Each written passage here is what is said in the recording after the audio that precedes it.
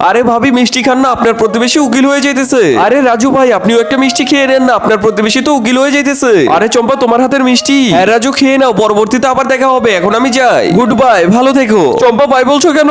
আরে রাজু কোথায় যাচ্ছ তুমি? আসলে চম্পা ভাবি তো উকিল হয়ে গেছে, ওনাকে তো কনগ্রেচুলেশন বলাই হলো না, ওটাই বলতে যাচ্ছিলাম। কোনো প্রয়োজন নেই, চুপচাপ ঘরের ভিতরে বসে থাকো। আরে আমি তো যাবোই, সরো এখান থেকে, তাড়াতাড়ি যাই। আরে মা কোথায় আপনি, তাড়াতাড়ি আসুন। কি হয়েছে সুইটি? প্রতিবেশী ভাবি উকিল হয়ে গেছে, এখন তো রাজু ওর পিছনেই ঘুরতেছে। তুই কান্না করিস না, চল ওদের কাছে গিয়ে দেখি ওরা এখন কি করতেছে। আরে আমি তো এখন উকিল হয়ে গেছি। আরে চম্পা ভাবি এই নিন আপনার জন্য গিফট এনেছি। ওখানে গিয়ে তো ওদের দেখতে পারবো না, জাদুর পানি দিয়ে দেখতে হবে ওরা এখন কি করতেছে। আরে রাজু ভাই এটা তো অনেক দামি হার। হ্যাঁ আপনার তুলনায় তো এটা অনেক বেশি কম দামি, এটা নিন, এটা আপনার জন্য এনেছি। Thank you so much Raju ভাই। আরে এই কি দেখছি রাজু আর চম্পা ভাবি এগুলো কি করতেছে।